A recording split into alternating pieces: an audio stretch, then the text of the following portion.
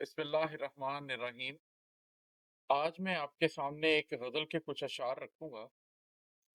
میں پچھلی کچھ ویڈیو سے آپ لوگوں کو ایک احساس دلانے کی کوشش کر رہا ہوں کہ جتنا آپ اپنے جذبے کی کیفیت کو اچھی طرح سمجھیں گے، جتنا آپ حساسیت کے ساتھ زندگی کے مختلف جذبوں کو محسوس کر سکیں گے، اتنا ہی زیادہ آپ کا دل زندہ ہوگا۔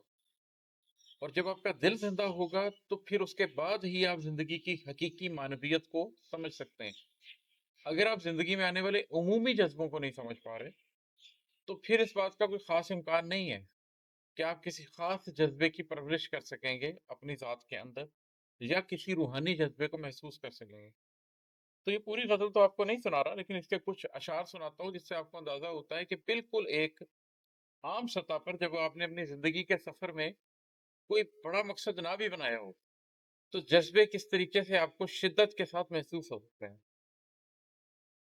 وہ میرے ساتھ دنیا جی رہا تھا، وہ میرے ساتھ دنیا جی رہا تھا، میں اس کے ساتھ تنہا جی رہا تھا۔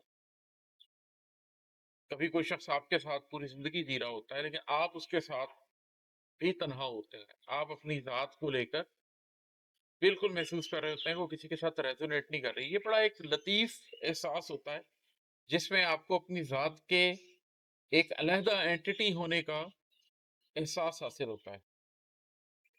ابھی لہجہ بلہجہ مر رہا ہوں، ابھی لہجہ بلہجہ مر رہا ہوں، کبھی لمحہ بلمحہ جی رہا تھا۔ یہ تو خاص طور پر مجھے احساس ہوتا ہے کہ جب آپ کوئی زندگی میں کوئی ایسا کام کر رہے ہوں جو آپ کے قلب کے بہت قریب ہو، تو پھر آپ لمحہ بلمحہ محسوس کرتے ہیں کہ میں جی رہا ہوں۔